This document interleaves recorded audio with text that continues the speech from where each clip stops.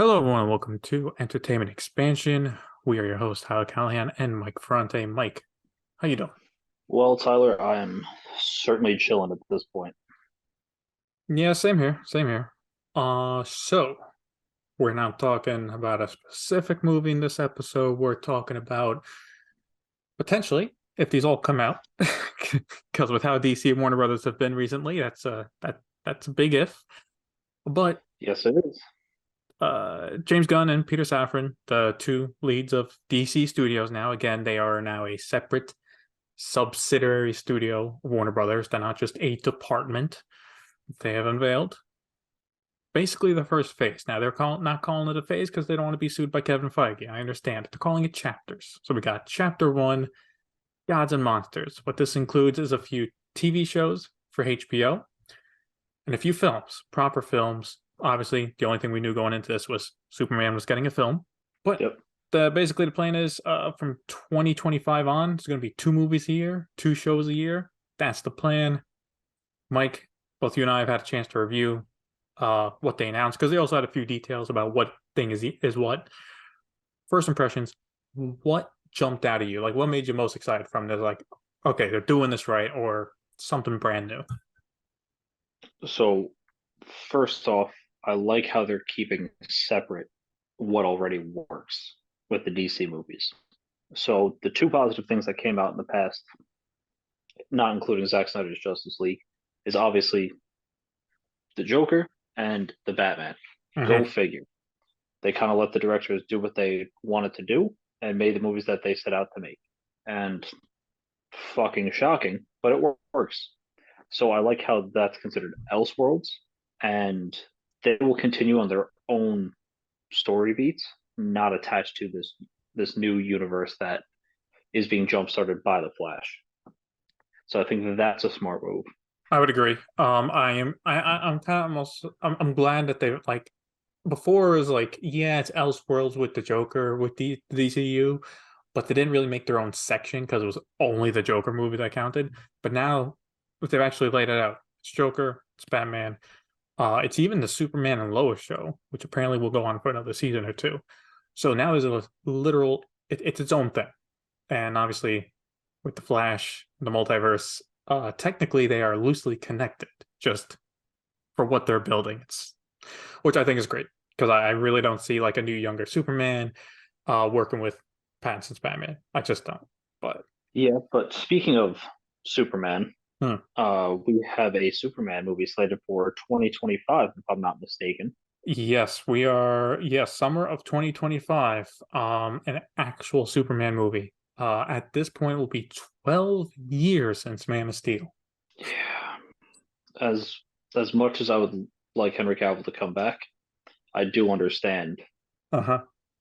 where they're coming from. If they're realistically looking to have a younger Justice League that's going to give them some type of longevity similar to what Marvel has, they do need a younger cast. Yeah, So absolutely. I'm excited to see where they kind of take that and what direction they're going to go with.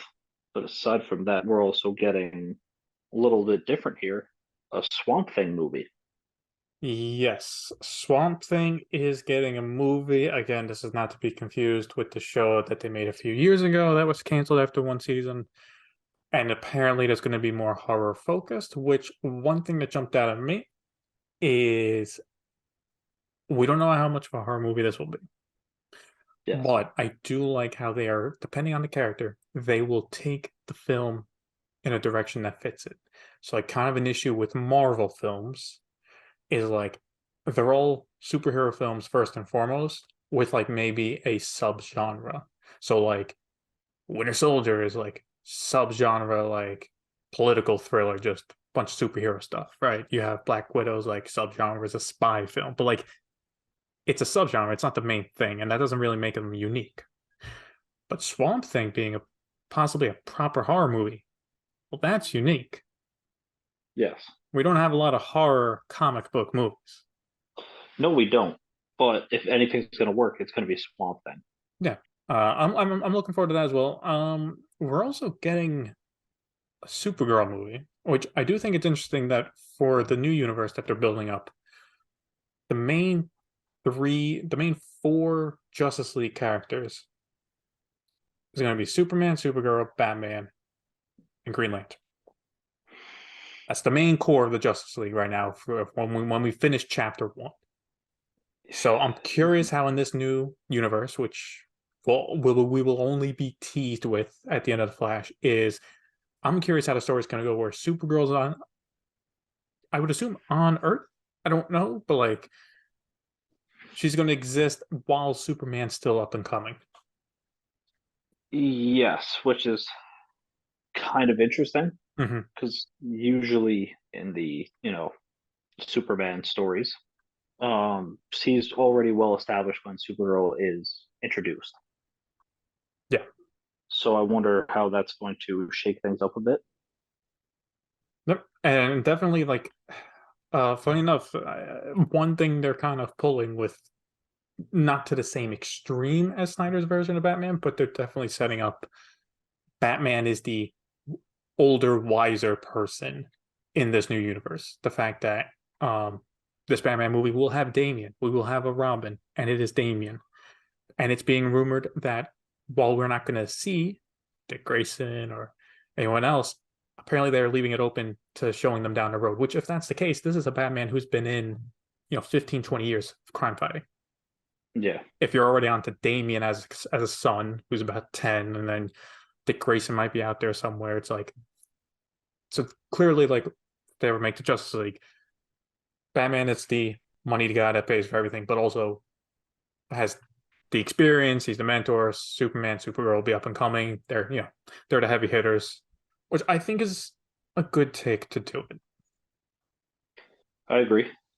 because I think if you have Batman too young, like a year one, year two kind of Batman, I don't think he'd bring anything unique to the Justice League.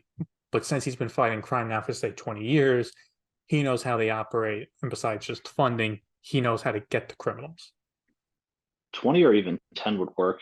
Yeah, 10. I'm just throwing out numbers because we don't know. Like, I mean, yeah, could have had sex with Tayo Ghul at 20, and boom, Damien's and he's in his 30s. So just saying. Doesn't I'm not saying he has to be Ben Affleck old. Yeah, Also, another movie we're getting, which I don't know if you know anything about, The Authority, which, I do not. yeah, apparently it's a late comic book from the 90s.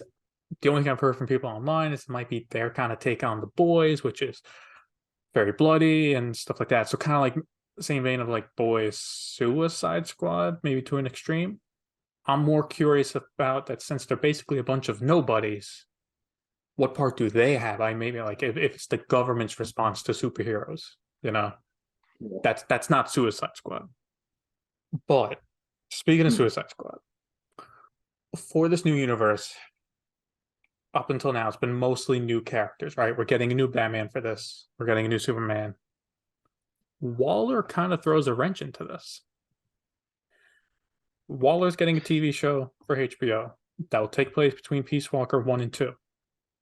And I Yeah, haven't read any Peacemaker. Yeah. interviews that say this, but I don't think James Gunn has either confirmed or denied this is still in the same universe. Yes, because that kind of, or it could be same character but Mm-hmm. different. Because Davis is coming back. She's reprising the same role. So we're going to see the same Waller we've been seeing for years now. Yes, So, which I'm glad they're not recasting her. She's perfect in that role. Um, absolutely. but it's kind of weird how, like, okay, she gets the show, cool, great. Because by the way they ended Peace Walker 1, that can absolutely work. But then it's like if you're taking half the cast from Peacemaker and they start showing up in this show, it's like, okay, so after the Flash resets most of this stuff, they're still the same. Like, there's a lot of work on the Flash to try and Some straighten this people are out. different, some are. Uh-huh. Yeah, and since we're talking about that, so new things are being edited into the Flash to make it make sense in the new universe. And Hmm. the one thing that's staying is Ezra Miller. Oh sure. Yeah. Now, to be fair, Oh joy. and like, I don't think he should be the Flash anymore. But if I am running a studio now, I am not going to shit talk the star of my new summer film in 6 months. That is true.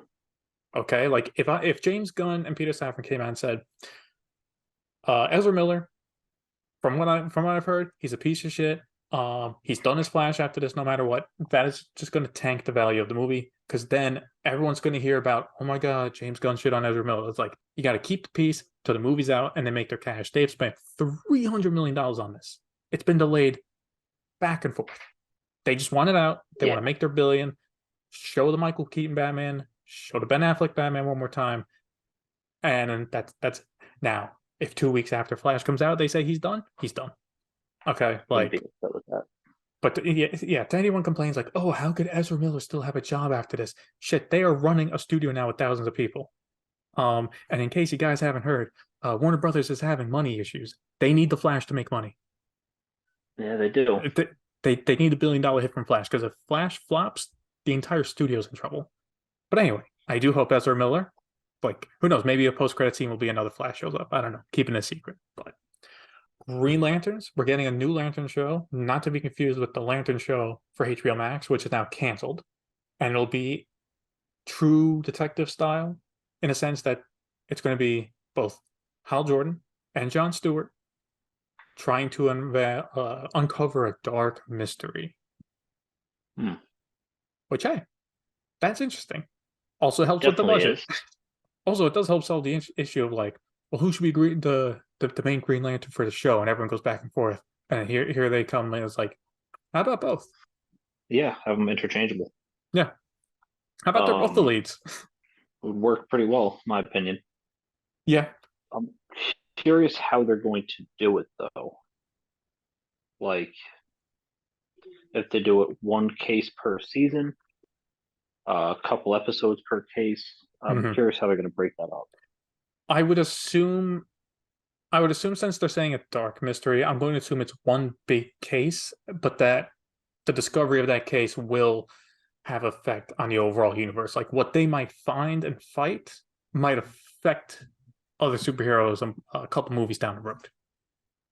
And Yeah, viewers will already have an understanding of how what messed up thing it is and all that. Don't know what it could be, but there's that. We have Wonder Woman right now. James Gunn has said repeatedly Wonder Woman is not part of Phase 1 or Chapter 1, but that does not mean we're not having any Amazonians. We're getting a prequel series called Paradise Lost, set in Themyscira, though she is not right now set to join that, which I think is perfect until they straighten this out. Because you can show Amazonians, and then you can still figure out, well, does Gal come back or not? yeah. Um, so I think that's a smart move. Booster Gold. Personally, I don't know much about Booster Gold, but he's getting a TV show. Again, any thoughts on that? I don't have many thoughts to be honest with you because I don't really know too much about Booster Gold. Okay. From what I pulled up, he is a longtime comic relief character who is a time traveler who uses technology and consumer appliances from the future to make himself look like a superhero in present day. Hmm. Could be interesting. I feel like that's going to be like the Shazam film or the Shazam show style for this new universe. Like you got to have some upbeat films because again, if you're going to go Yes. action-packed Superman, horror with Swamp Thing, you need some light elements. Here's your Booster Gold. Yeah, I was gonna say that sounds like it's gonna be definitely lighter. Which again, I do like how it's not just one thing after the other. That's the theme is more or less the same or the style. We're Yeah. having different genres here, clearly, which I think is good. Yeah, I think DC that could has a definitely unique set work of out. characters, and if they get top filmmakers to do this, I think they're going to produce multiple hits. I agree. And the last thing we have here is another TV show called Creature Commandos, which is Waller, again, Waller being busy in this new universe, forms another super team out of monstrous prisoners. So basically, it's Suicide Squad without the name. Hmm. But I Uh, wonder if it's gonna be based off of more specific monstrous prisoners like Killer Croc, King Shark. or yeah, King Shark. He's a shark. And yeah, maybe things like that. Yeah, yeah. Like I know he wouldn't be around anymore, but like Captain Boomerang would really fit that. Yeah. So I think some things that stand out for me here is Harley Quinn nowhere to be found. It's true.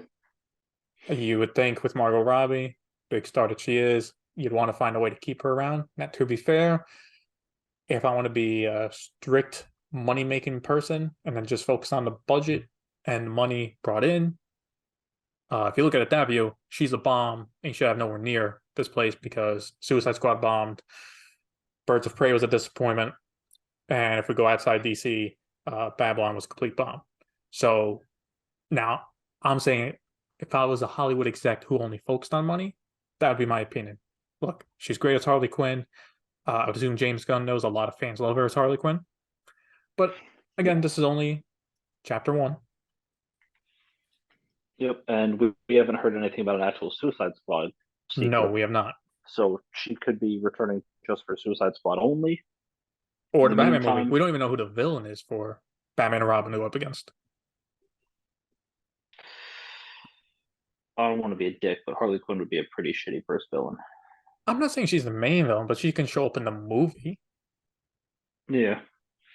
So does this mean now we're going to I have don't- three Jokers, depending on how they That's play if, this?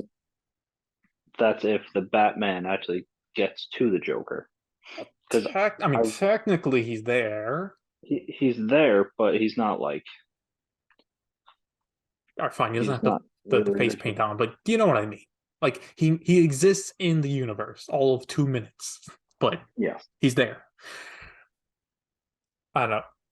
I think for my final thoughts is as much as I would love more of Zack Snyder's universe, I am I'm optimistic. They clearly have a plan in place. And I also like that they're not doing what I would say a regular studio would do is like, or actually, let's talk about what Warner Brothers did last time, which failed, is like each Justice League member gets their big movie, or sorry, Yep. we'll do Justice League first, and then they each get their movie. Again, still waiting on that Cyborg film, Terry Fisher. Um, Yeah. so I think the fact that with streaming now, with HBO having more of a part of DC, I think being able to mix it up is going to bring something new. And to be honest, can't be worse than what we've gotten so far and what's happened to this franchise the past few years. I completely agree. I think this is unfortunately without Henry Cavill, and Ben Affleck's presence. Aside from that, I think it's a step in the right direction.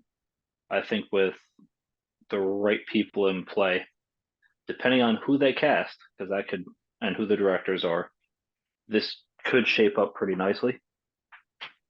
And I'm interested to see who they cast as Superman, Batman, and even the Green Lanterns and what Green Lanterns are going to bring into this universe. Yeah, honestly, yeah. I think that's going to make and break a few of these films. Who knows? You know, maybe a little Ryan Reynolds or, um, you know, Lantern.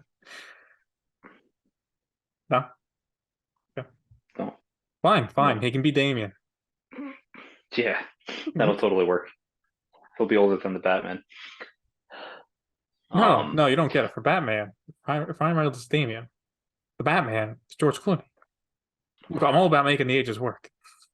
we're trying to save Are, the are, universe, are, Tyler. are we straying from God's light every day with these decisions? Yes, yes, we are. Thankfully, you are not in charge of Warner Brothers at the DC at the moment. I think it's in very capable hands, and I think we have a lot of good things to look forward to and a vast uh, palette of movies and TV shows that we are getting that should get all parties engaged. But I don't know about you, Tyler. I think we've said our piece long enough. I I don't think we're know about good. you, but I'm pretty. I think or we're pretty curious on what the fans have to say about this. As always, feel free to let us know. What are you looking forward to? What's what's your current opinion on the new DC slate? As always, feel free to let us know at Entertainment Expansion. Check us out on Instagram, Facebook, and YouTube. Thank you for listening.